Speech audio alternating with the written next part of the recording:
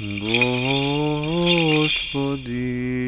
Исусе Христе, Сине Божий, помилуй меня грешного. Отца и Сина и Святия Духа. Аминь. Возлюбени во Христа Бога, братья и сестри, всекое читание на Светото Писмо, на книгата, над сите книги, на книгата кон која што води секоја друга книга,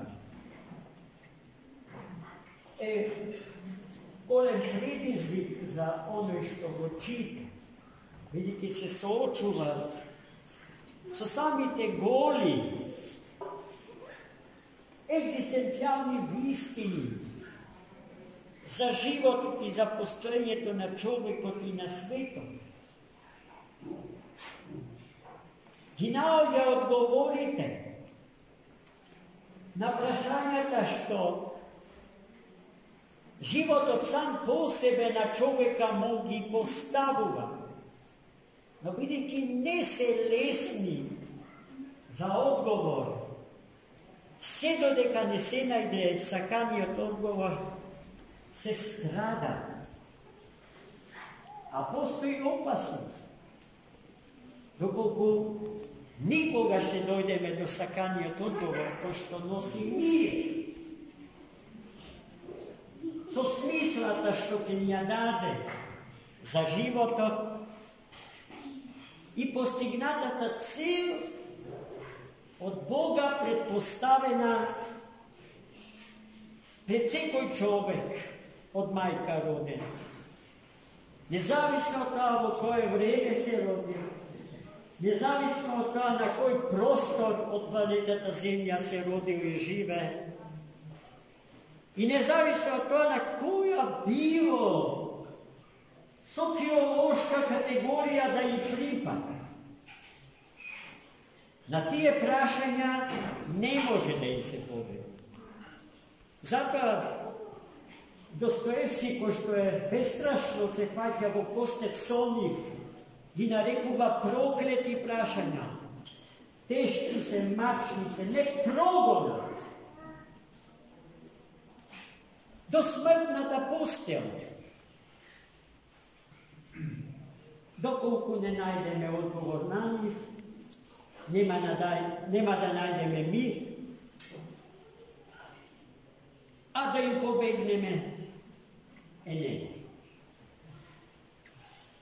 Затоа базеси му на оној човек кој што со нив од младина се фаќа во костец. Такви борци нам подобаат. Во такви борци духовни треба да се претвориме сите од колевка, од раѓање. Со млекото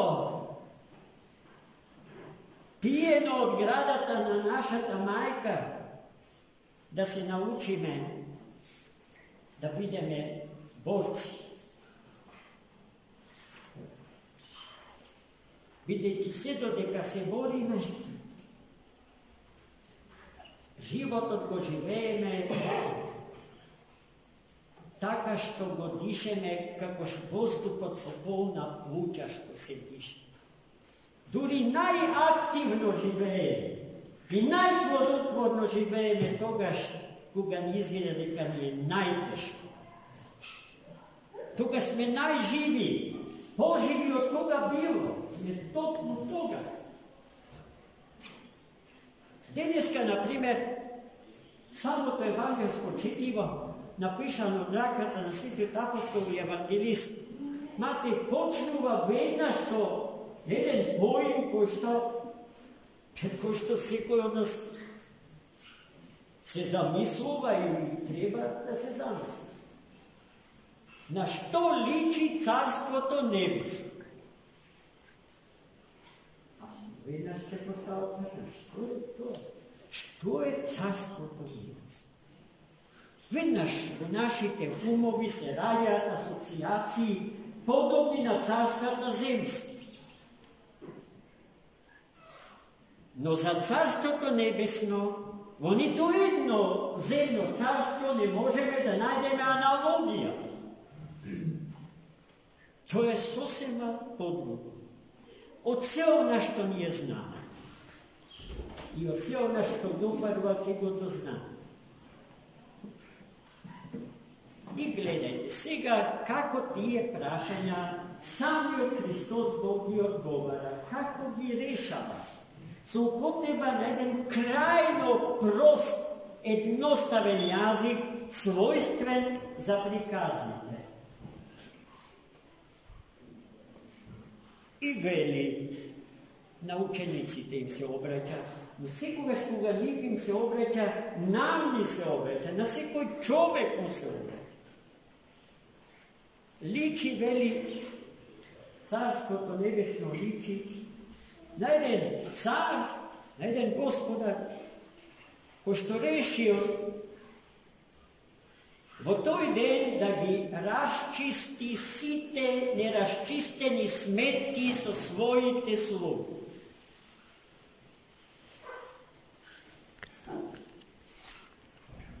Во тој ден прв доаѓа еден од многуте слуги негови должници. И внимавајте, тој на својот господар му должи огромна сума на пари. 10.000 таланти. Еден талант е сребрена монета со највисоки вредности од времето во кое што самиот Христос живеел. Во тогашниот грчко-римски свет. И гледајте сега која тогава сума е во прашање. 10.000 таланти. И бидејќи слугата не можел да го плати тој огромен долг, да му го врати на својот господар, господарот решил да го казни, да го санкционира. Според санкциите што сака господарот да ги преземе, можете да си ја предпоставите височината на долг. Како ќе ги плати тие големи суми на пари? Така што неговата жена и неговите деца ќе ги продадат во роблje. Има ли поскапа цена од таа цена? Кога во прашање животот и слободата на личност. Но и тоа било малко за да се одолжи со својот господар.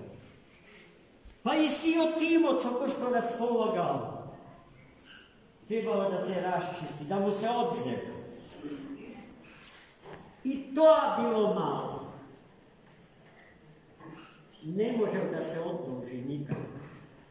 Па застанал на колена да го моли својот Господ, да му даде шанса, уште малку време, за да му ги врати пари. И гледайте сега господарот колку великодушно постапува. Му го проштева сиот дух. 10.000 таланти му ги проштева. Тој, жена му и децата остануваат на слобода со сиот свој имот, до тогаш спечал. Но гледајте сега како постапува човекот кој му е простената огромна сума на пари. Само што излегол од дворецот на својот господар, се сретнал со својот другар од детство. Тој негов другар му должел 150. Толку не може денеска ни детето наше да добие за джепараc. Премалка. Сумата е премалка. Никако. Но тој скокнал и физички го нападнал, барајќи веднаш да му ги врати 150. Овој го молел својот другар од детство да почека, да се стрпи, го признал долгот sakao da mu ga vrati, no nema.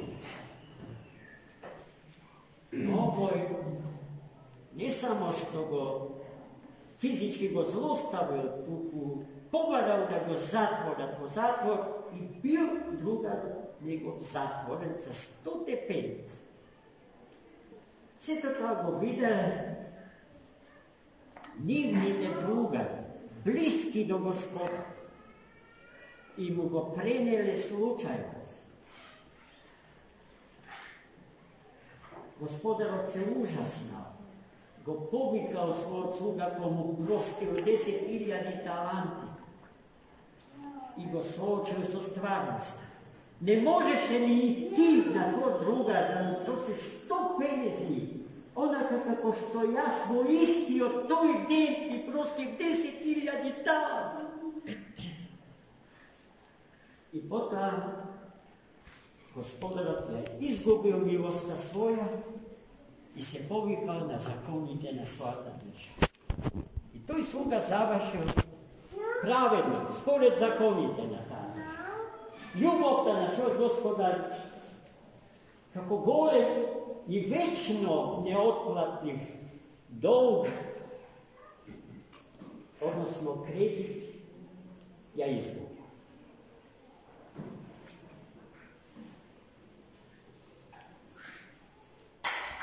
Во евангелските четива,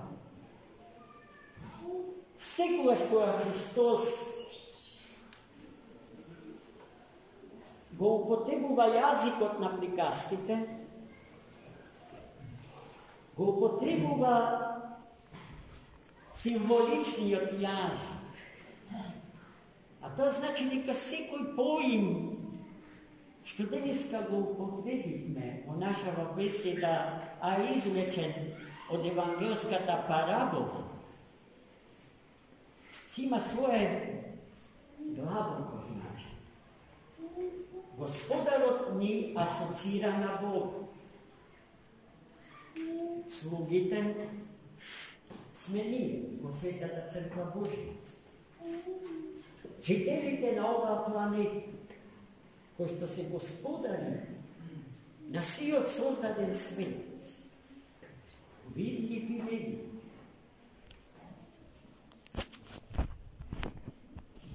Parite za koje što stanova zbog, 10.000 talanti i 100 penezi, se grevovite čovječe.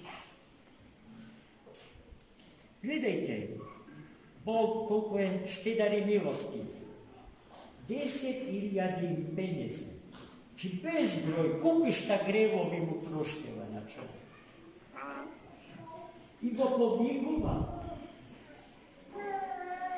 Tvoj čovjek, za primjer da go ima Boga i njegovata postapka sprema njega. Ovoj drugi ima 100 penezi. Ne može ni da se sporedi težina da nagreva od soprana.